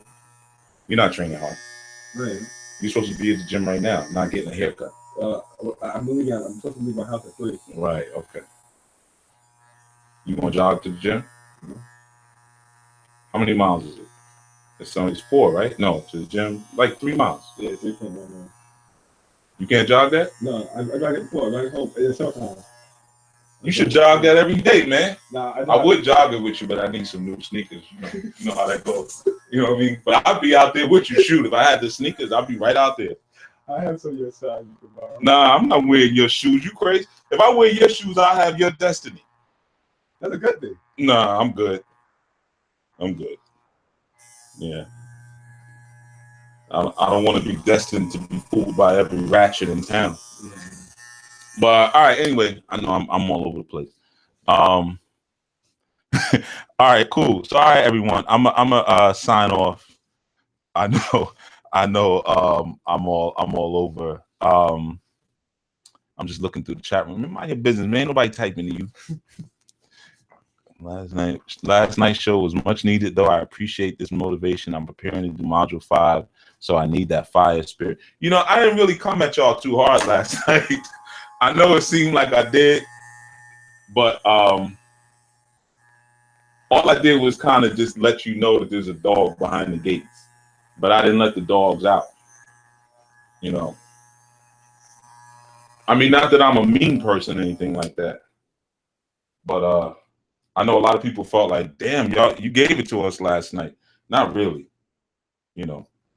And not to say that because it can, you know, it's just sometimes, again, like I said, we're just not used to manhood. We're just not used to a man's voice, you know, or sometimes even some of the frustration that men go through, seeing our people go through things. You know, it's the wounded warrior aspect. If anybody's familiar with that wounded warrior vibration, it's that warrior that witnesses. Hold your head up, man. Hold your leg up. It's the warrior that goes through a heinous act, but is unable to do anything about it. You see, and a lot of people born into this dispensation in this time period are actually wounded warriors. It's a common thing where they witnessed something, they couldn't do anything about it. You know, a lot of times in the past life, it could have been that maybe they lived in a village and that village was raided, and all they could do was kind of run into the bush and hide. But they watched their family members and their loved ones being taken and being attacked, and they couldn't do anything about it. You see, so they're warriors, but they weren't able to express that warrior energy, so they become wounded warriors. And when they reincarnate back into this time period, they come with that sense of denied justice, almost. You know, that sense of this is going on, that's going on, and this time I'm not gonna allow my hands to be tied behind my back. You know, I'm not gonna be in a situation again where I'm seeing people I care about hurt and go through situations that I can't put my hand to and that I can't help. So the wounded warrior vibration is what a lot of us are walking with, those of us who choose to take on the mantle of the actual healing work and the mantle of the ministry. You know, it's a very real thing, because many of us, like myself, in past lives, hold your head up, man. Damn. In past lives, witnessed things that we couldn't, and atrocities that we couldn't do much about. And in this time period, it's almost a similar thing. We spoke about that last night, the insanity of a culture where your femininity or your masculinity is constantly challenged and oppressed, constantly, and it creates an insanity. You know, yeah. Why your head shaking like that? Really? So you mean for you to hold your head straight up and have good posture, you straining? Nah, I'm not shaking. Your head is shaking. My mother used to make me walk around the house with a book on my head. Why? Because she was a model and she wanted me to have good posture, me and my brothers. Oh, Yeah. That's what I'm gonna have to start having you and your brother do. Your brother do that easy because he got that doggone crane neck. You know, his whole body will move, but his head stays still because his neck is like a suspension shock. Yeah, that boy got a neck like a Watuti. You probably starting to develop some muscles in your neck. Hopefully that'll keep you getting knocked out in the fight. Hopefully. Okay. Sometimes you don't really know what you got until you get knocked out. yeah. That's the thing that always crippled me as a fighter. I never been knocked out. I never lost a fight. That's what really kept me from my greatness. Don't they do that whole food? Yeah, that dude he didn't know what the heck he was talking about. Talking about the greatest never get knocked out. He was just talking. But sometimes it's good to listen to people. Sometimes they'll say little things that's good for you to learn, or sometimes it's good for you to learn not to sound like. He was kind of full of himself. Yeah. You know? Well, it's good. Y'all listen respectfully. You know, y'all don't have much choice. But no, the greatest get knocked out, get knocked down. That's how you know what you're made of. Sometimes you can fly around all over the place doing things, but until you get rocked, till you really get hit, you don't really know this is what you want to do. I've been hit hard, man. I got kicked so hard in my chest one time I couldn't take deep breaths for 2 months. I've been punching my neck before. And punching your neck ain't nothing. It gets worse. Trust me, it gets worse. But it lets you see right when you get hit, that's when you say, man, I shouldn't even came here today. I should have stayed home. This is supposed to be my off day on training. You start to come up with all those rhymes and reasons why you know, so you get to see what you're really about. That's what I told you about Kobe. I said the first time he get hit, really, he gonna quit. And that's what he did. As big as he is. So you try your leadership, you find out who and what you really are as a man on the battlefield. You can't find it out at home or playing video games, fight games. You got to get hit, you got to get rocked, and you have to put your body sometimes and your mind in the most volatile of conditions. That's why it's good a lot of time to train after running. You jog a couple miles in, you train. That's what I did yesterday. Yeah, oh, you know everything, huh? No. Wow, you should be your own coach. No, I'm just saying, like, that's what I did yesterday. I ran 4 miles, and that's what I should go back and train. That's all you ran 4 miles? Yeah. That's it? I'm sub-novice, Pablo. Listen, man, that don't mean nothing. 4 miles is nothing. I could run 4 miles and I weigh 3 times as much as you weigh. I mean, maybe not 4 miles, but maybe like half of that. But that's not the point. But I weigh double what you weigh. You ain't doing nothing, man. Well, I'm 145 right now, right? But I have a whole 2 weeks to lose just the 4 pounds. So during that last week, what should I eat? You got to cleanse out. Well, during the last week, you got to get a lot of the water weight out of you to get yourself light, all the bloatedness. Listen, we're giving all these boxing tips on the air. Let's see. Let me read some of this stuff. This is a little off topic, but why are the ancestors coming back in an environment where they can't thrive and don't live past age 1 and 2? Well, a lot of times that's what we call, Sister Bella, I think you put that. That's the apical. And a lot of times people come into the planet force because there's an energy shift that comes as a result of their presence. So, you know, sometimes when we look at it, we say, oh, when an ancestor comes back, you know, we have an expectation of how long and how far life should go. So we'll say like, oh, the person lives to 60, 70, 80 years old. They lived a full life. So now their life makes sense. But if they live to 1 or 2 years old, because we can't make sense of it, because we're thinking in our mind, you didn't do anything at 1 or 2 years old. We don't recognize the energetic presence. It's almost like when you go to the beach, right? A lot of times when you go to the beach, you don't go to the beach to do anything. You go there to sit there and soak up the vibration and the energy of being at the beach. And that has a domino effect. Now you're more productive, you're more efficient, you're relaxed, so forth and so on. So it's the same thing. A lot of times when those abiku or those children come who transition early, they're coming because there's a certain vibration or a certain energy that needs to be present on the earth. So they come and they bring that energy, and then once the energetic domino effect sets up, they're done.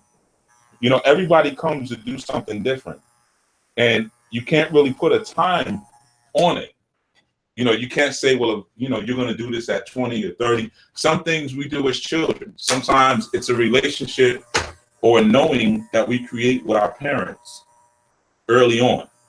And it's something that they need in order for them to fulfill their mission. So we do that and then we leave. You know. So that's why sometimes that happens, sister. I'm just reading through this. Last night was great. I have to listen to it over and over again. I can feel how fearful I am to move forward. Man, stop flicking the hair. You putting the hair in my computer, man. And your hair is like little filthy parasites, man. You might have lice. Nah, don't do that. You sure? I see something in there. Nah. Well, what's that thing crawling? Oh, it's like right here. Nah. You sure? Yeah. You sure it's not lice? I mean, there's something crawling. It might not be lice, but there's something in there. You know what it is? No. Oh, okay. Don't worry about it, man. It's probably your protector. But all right, let's give you a line up. Yo, you should let me push your line way back. Nah. Why not, man? You'll look more mature. Coming up with enough to do. Because I want a haircut to be fun. A haircut should be fun for me. I ain't getting paid. But you losing your hair though. I predict you'll be bald by 17. Don't worry about it, man. You can still look good with a bald head. Yeah, 17. That's good. It'll be going. But anyway, so yeah, you were saying a lot of times you feel that grip, that fear to move forward. Of course, you feel fearful to move forward because no one is leaving black prints for us. We don't know what moving forward looks like. That's part of the problem. That's why everybody's so scared. We know what this society gives us in terms of our retirement, in terms of going through the process. But actually moving forward with our own mind of our own volition, with sovereignty, we haven't seen that done yet. So it's very scary, and nobody wants to be the pioneer who gets shot off their horse.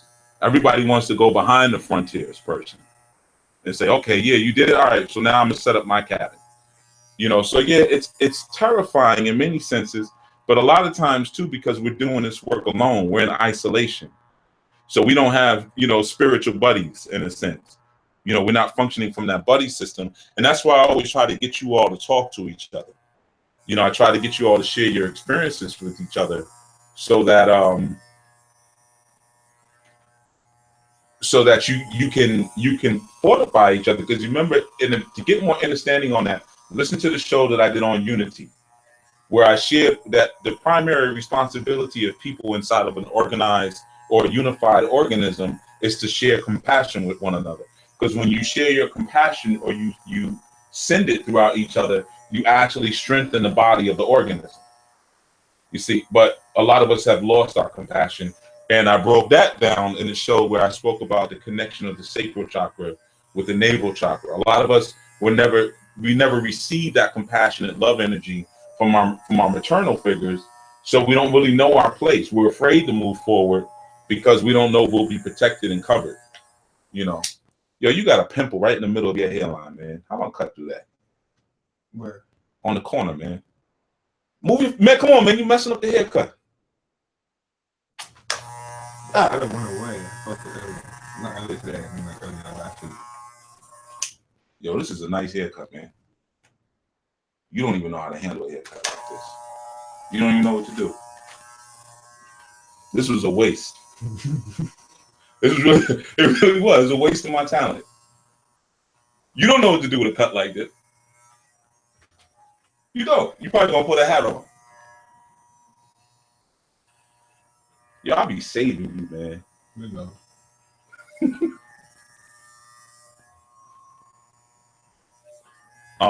Okay, I'm going through the chat and I'm just reading. You stated yesterday that your youth know the difference between African savages and colonized people. Please share that information with us. Okay, I'll share that. Matter of fact, I'll share that maybe not tomorrow. I try to keep it light on the early dawning shows, but I can share that in one of the segments. Okay, the differences between each personality type. Not personality type, I'm sorry. The difference between each manufactured type. Because those are really manufactured personalities in a sense. But yeah, I'll definitely share that with you. That's not a problem, Sister Keisha. All right. All right, so that's our segment. I'm gonna close out because I need to focus on his hairline because he's losing his hair. So it takes me a lot of concentration to make it look like something. So yeah, let me focus on his hairline. All right, y'all. So I'll be back tomorrow, early dawning, 7 a.m. Yo, I asked you to start flicking that nasty hair all over the place. All right, it's disgusting. And why is it oily? If you just wash your hair, look at this. I should have wore surgical gloves. I'm gonna get a staph infection. All right, so yeah, I'll talk to you all tomorrow, 7 a.m. the early dawning devotion. We'll get deeper. I kept it light today because I figured you guys were also kind of a little worn from last night. All right. So until such time, we'll tune in tomorrow. Peace to everyone. Enjoy the rest of your day.